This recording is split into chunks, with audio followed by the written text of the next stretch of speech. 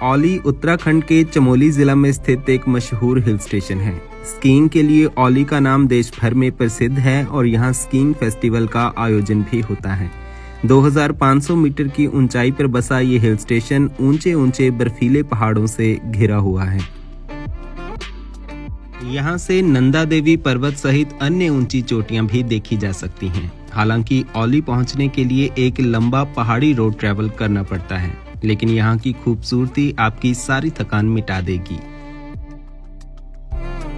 दोस्तों, हिमबस में आपका स्वागत है। आज की वीडियो में हम हरिद्वार से औली की बस यात्रा पर जा रहे हैं। हमारा सफर होगा UTC यानी उत्तराखंड ट्रांसपोर्ट कॉर्पोरेशन की ऑर्डिनरी बस से। इस वीडियो में हम आपको औली और इस रास्ते की पूरी जानकारी विस्तार से देंगे। हमारे साथ इस वीडियो में अंत तक बने रहें। चलिए शुरू करते हैं हरिद्वार से औली का सफर।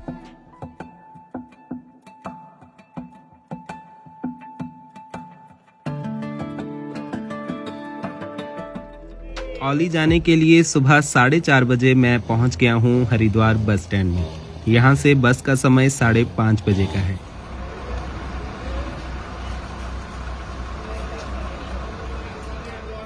और औली जाने वाली बस यहाँ इस तरफ खड़ी है। काफी लोग इस बस के लिए वेट कर रहे हैं। जल्दी ही बस का स्टाफ यहाँ आएगा, तभी बस का गेट खुलेगा। फिर करीब 5 बजे बस का स्टाफ यहाँ पर आ गया और अब बस में बोर्डिंग शुरू हो गई है। लोग काफी देर से बस के इंतजार में खड़े थे और कंडक्टर साहब ने सबको सीट्स अलॉट कर दी हैं। ये हमारे ड्राइवर सुरेंद्र जी हैं जो हरिद्वार से औली तक बस लेकर जाएंगे, और कंडक्टर विनीश जी हैं जो इस तरफ टिकट्स बना रहे हैं।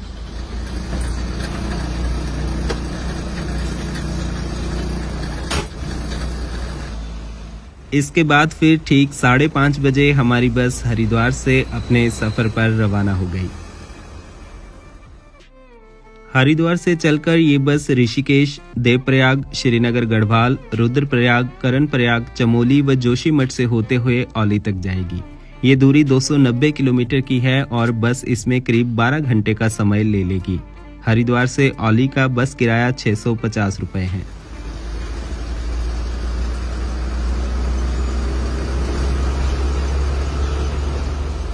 हरिद्वार से निकलकर हमें आगे NH 34 पर ऋषिकेश की तरफ जाना है।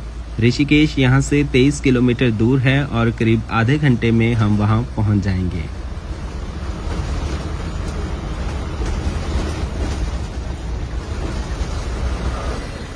फिर 6:05 पर हमारी बस पहुँच गई ऋषिकेश। यहाँ बस स्टैंड के बाहर बस कुछ देर रुककर फिर आगे निकलेगी। आगे ये देहरादून डिपो की देहरादून से नागचला खाल जाने वाली बस भी यहाँ पर रुकी हुई है। इस तरफ ये ऋषिकेश का बस स्टैंड है, पर सुबह सुबह बस यहाँ अंदर नहीं आई। यहाँ पर 10 मिनट का ब्रेक है, इसलिए सबने एक एक कप चाय भी पी ली। ऋषिकेश उत्तराखंड के जिला देहरादून व टिहरी गढ़वाल की सीमा पर स्थित है। इसे भारत की योग नगरी के रूप में जाना जाता है। गंगा नदी यहाँ ऋषिकेश में मैदानी इलाके में प्रवेश करती है। अब हमारी बस यहाँ से आगे चलने को तैयार है और बस में अखबारें भी ले जाई जा रही हैं।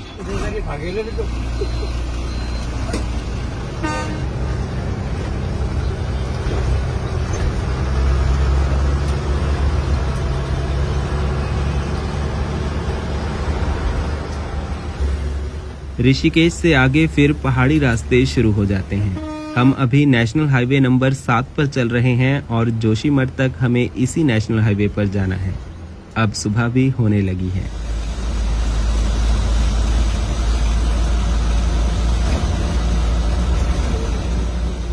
थोड़ा आगे चलकर अब हम पहुंच रहे हैं शिवपुरी, और यहाँ सामने ये बड़े बड़े टावर बने हुए हैं जहाँ लोग बंजी जंपिंग का मजा लेते हैं। ऋषिकेश योग नगरी के साथ साथ एडवेंचर स्पोर्ट्स के लिए भी जाना जाता है। लोग यहाँ गंगा नदी में रिवर राफ्टिंग करने भी आते हैं।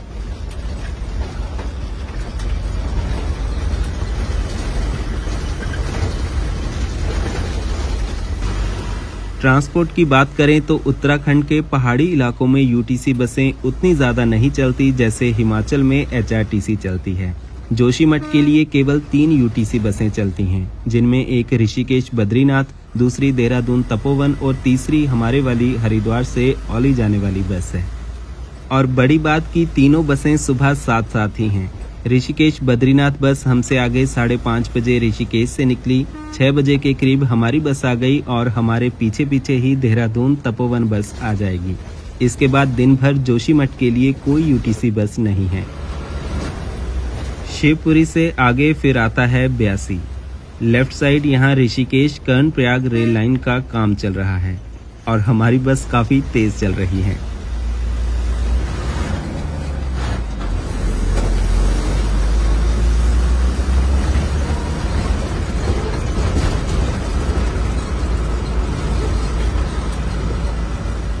ऋषिकेश कर्णप्रयाग रेल लाइन भी काफी चुनौतीपूर्ण परियोजना है। पहाड़ी क्षेत्र होने की वजह से अधिकांश रेल लाइन सुरंगों व पुलों से होकर ही गुजरेगी। 126 किलोमीटर लंबी इस रेल परियोजना को अगले साल यानी 2026 में पूरा करने का लक्ष्य रखा गया है। केदारनाथ व बद्रीनाथ आने वाले श्रद्धालुओं के लिए ये रेल लाइन काफ़ी फायदेमंद होगी, क्योंकि फिलहाल तो ये सड़क ही वहां जाने का एक साधन है और यात्रा के दिनों में यहाँ भारी जाम लगे रहते हैं। आगे अब हम धीरे धीरे चढ़ाई चढ़ने लगे हैं। ऋषिकेश से हम गंगा नदी घाटी में नदी किनारे ही चल रहे हैं, लेकिन आगे ये पहाड़ी क्रॉस करने के लिए ऊंचाई से होते हुए जाना है। सड़क यहाँ डबल लेन है, लेकिन यहाँ इस तोता घाटी में बरसात के दिनों लैंडस्लाइड्स भी काफ़ी होते हैं। हमारे आगे ये वही देहरादून नागचला खाप बस चल रही है जो ऋषिकेश में खड़ी थी। कर्णप्रयाग तक दोनों बसों का रूट सेम ही है।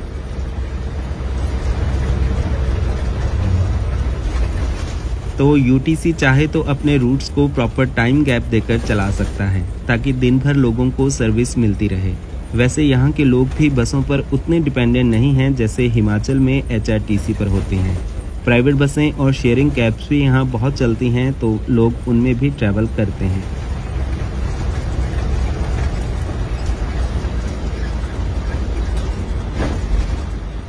इसके बाद हम पहुँच गए 3 धारा और यहाँ हमारी बस का ब्रेकफास्ट हाल्ट है। इस रूट की लगभग सभी बसें यहाँ पर खाने रुकती हैं।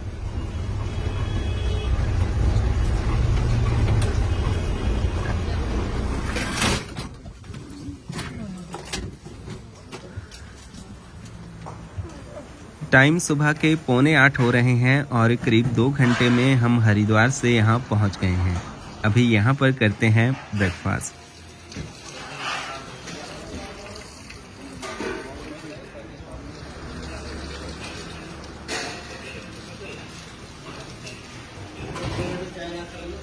इस और आने वाली सभी प्राइवेट बसें भी यहाँ 3 धारा में ही खाने के लिए रुकती हैं।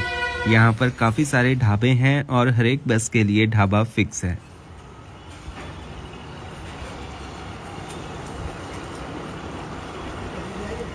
मैंने यहाँ पर 1 प्लेट दाल चावल खाए और साथ में थी लोकल चटनी। पहाड़ों में खाने के साथ अक्सर चटनी भी दी जाती है, जिसके साथ खाने का जायका और बढ़ जाता है।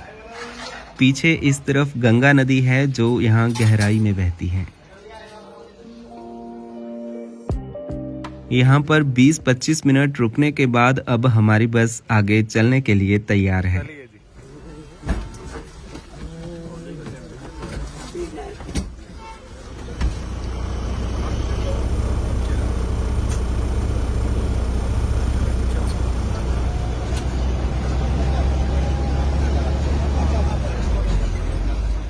आगे अब देवप्रयाग तक हमें उतराई उतरनी है और देवप्रयाग यहाँ से 10 किलोमीटर दूर है।